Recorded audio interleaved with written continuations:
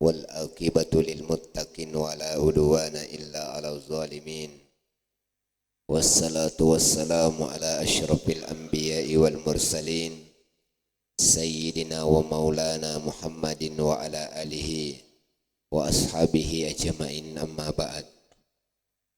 Puji syukur kita panjatkan kehadirat Allah Subhanahu wa Ta'ala, karena dengan segala limpahan rahmat dan kasih sayangnya, karunia-Nya kepada kita semua, sehingga kita hadir di tempat yang penuh barakah ini untuk melaksanakan kewajiban kita salat secara berjamaah. Salawat serta salam senantiasa tercurah kepada baginda Rasulullah Muhammad sallallahu alaihi wasallam, Nabi yang diutus oleh Allah Subhanahu wa Ta'ala sebagai uswatun hasanah sekaligus rahmatan lil alamin, rahmat bagi seluruh alam. Kaum muslimin wal muslimat yang sama dirahmati oleh Allah Subhanahu wa Ta'ala. Allah Subhanahu wa Ta'ala berfirman di dalam Al-Qur'an, Innallaha yaghfiru dzunuba jami'a. Sesungguhnya Allah mengampuni seluruh dosa semuanya. Dalam ayat lain Allah juga berfirman, Innallaha la yaghfiru an yushraka bih wa yaghfiru ma duna dzalika liman yasha. Tapi ada dosa yang kata Allah Subhanahu wa Ta'ala yang tidak mendapatkan pengampunan dari Allah, yaitu musyrik atau menduakan Allah Subhanahu wa Ta'ala. Dua ayat ini kalau kita saksikan, kita simak, seakan-akan ada satu ayat yang tidak cocok dengan ayat yang lain. Di samping Allah Subhanahu wa Ta'ala mengatakan Innallaha yaghfiru dzunuba jami'a, sesungguhnya Allah itu mengampuni perbuatan dosa manusia semuanya. Tetapi ternyata dikecualikan oleh Allah Subhanahu wa Ta'ala dalam ayat yang lain berupa dosa syirik atau musyrik, menduakan Allah Subhanahu wa Ta'ala. Kita tentu semuanya sebagai manusia pernah mengalami, bahkan mungkin tidak luput dari kesalahan dan dosa dalam setiap hari. Apakah itu bentuknya disengaja atau tidak?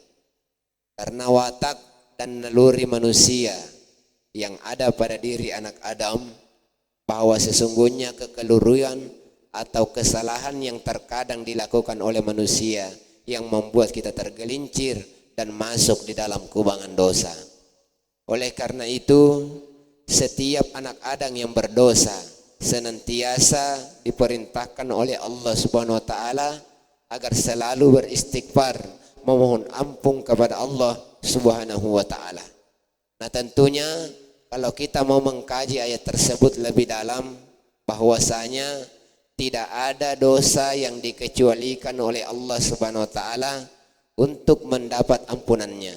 Tetapi khusus untuk dosa syirik atau menduakan Allah Subhanahu wa Ta'ala, itu juga masih berpotensi untuk diampuni oleh Allah Subhanahu wa Ta'ala melalui perbuatan-perbuatan khusus yang sering kita dengarkan istilahnya taubatan nasuha.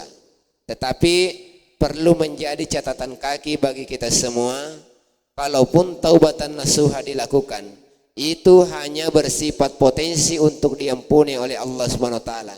Artinya tidak serta-merta kita menjalankan syarat dan ketentuan untuk taubatan nasuha, lalu kemudian Allah dengan begitu mudah memberikan ampunannya. Sekali lagi, yang disebut dengan berpotensi diampuni, tetap ada harapan diampuni oleh Allah Subhanahu wa Ta'ala. Adapun persoalan benar-benar diampuni atau tidak, itu adalah hak prerogatifnya Allah Subhanahu wa Ta'ala. Artinya jangan sampai kita menganggap bahwa kalau seperti demikian perbuatan syirik atau menduakan Allah Subhanahu wa Ta'ala itu diampuni, maka kita kemudian merasa untuk ada perasaan di dalam diri, kalau demikian adanya, biarlah kita berbuat menduakan Allah Subhanahu wa Ta'ala, yang pada akhirnya juga Allah Subhanahu wa Ta'ala membuka pintu taubatnya, membuka pintu ampunannya kepada kita semua. Itu adalah sebuah dosa yang sangat besar di sisi Allah Subhanahu wa Ta'ala, sehingga perlu kita hindari agar supaya kita tidak termasuk orang-orang yang menduakan Allah Subhanahu wa taala. Selain daripada dosa menduakan Allah Subhanahu wa taala yang hanya diampuni melalui perbuatan-perbuatan khusus. Kata Abu Sufyan Ats-Tsauri, salah seorang ulama tabi'in dari generasi tabi'in yang menjadi rujukan umat Islam pada masanya, itu pernah berkata bahwa di samping daripada orang yang menduakan Allah Subhanahu wa taala masih ada potensi untuk diampuni melalui taubatan nasuha, tapi ternyata ada satu dosa yang bisa dilakukan oleh manusia yang tidak mendapatkan ampunan dari Allah Subhanahu wa taala. Kadang kita melakukan dosa karena tidak disengaja, kadang kita melakukan dosa karena memang disengaja, ataukah kita berbuat karena mengikuti keinginan hawa nafsu kita.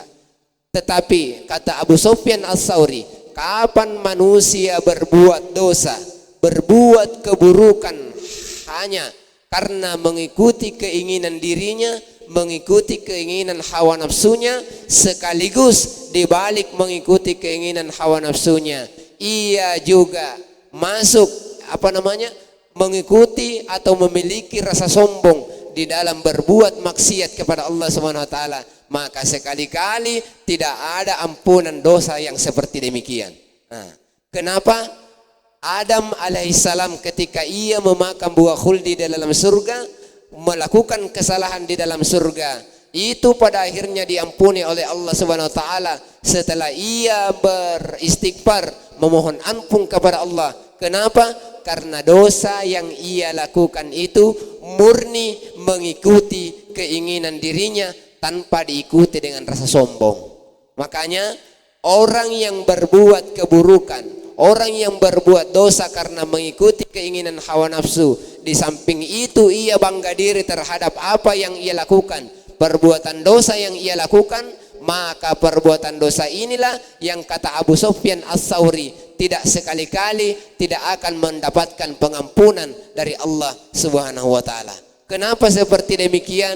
Karena di dalam agama kita sifat sombong itu hanya boleh dimiliki oleh Allah Subhanahu wa taala.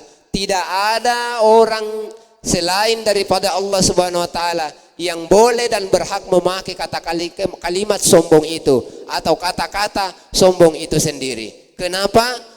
Sifat Allah Subhanahu wa taala yang lainnya seperti sifat Ar-Rahman, Maha kasih sayangnya Allah Subhanahu wa taala masih dititipkan oleh Allah Subhanahu wa taala untuk dimiliki semua manusia.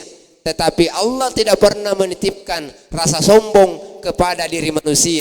Maka siapa yang mengambil sifat rasa sombong yang ada di dalam dirinya sekaligus juga mengikuti hawa nafsunya, lalu kemudian bangga terhadap perbuatan dosa yang ia lakukan, maka ini adalah jenis dosa yang sekaligus dua maksiat. Kata Abu Sufyan Ats-Tsauri, dua maksiat sekaligus yang dilakukan oleh manusia. Yang pertama, maksiatnya karena berbuat dosa mengikuti keinginan hawa nafsunya. Yang kedua adalah maksiat batinnya berupa menyombongkan diri di hadapan Allah Subhanahu wa taala. Kenapa manusia sampai tidak boleh memiliki sifat sombongnya Allah Subhanahu wa taala? Karena sombong itu identik dengan orang yang memiliki segala sesuatu. Kenapa? Allah Subhanahu wa taala menciptakan seluruh alam semesta ini, seluruh yang ada, isi alam semesta yang ada di dunia ini adalah milik Allah Subhanahu wa taala semata, maka wajar kalau ia memiliki sifat sombong itu karena hanya ia yang memilikinya. Berbeda dengan manusia yang hanya dititipkan oleh Allah Subhanahu wa taala berupa jabatankah, berupa hartakah, berupa kedudukan dunia yang ia miliki. Pada hakikatnya merupakan titipan dari Allah Subhanahu wa taala. Siapa yang membanggakan titipan itu seakan-akan ingin mengambil hak Allah Subhanahu wa taala, merasa kalau apa yang ia miliki adalah murni karena berasal dari dirinya sendiri. Artinya di saat manusia menganggap dirinya memiliki sesuatu, maka saat itu sebenarnya orang tersebut ingin menandingi kekuasaan Allah Subhanahu wa taala. Maka sifat sombong itu bisa jauh lebih buruk daripada perbuatan menduakan Allah Subhanahu wa taala.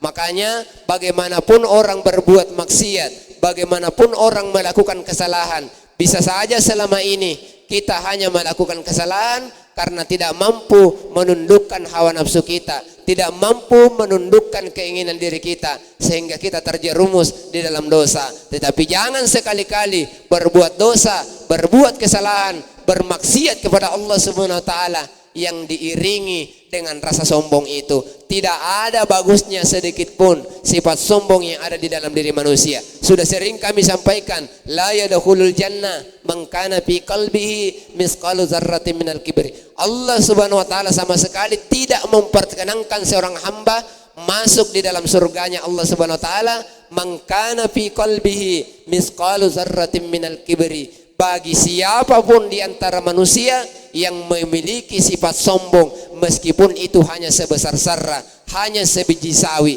hanya sebiji besar dan sebagainya. Kenapa seperti demikian? Sifat sombong ini sekali lagi merupakan sifat yang dimiliki Allah Subhanahu wa taala, karena segala sesuatu yang ada di alam semesta ini adalah miliknya.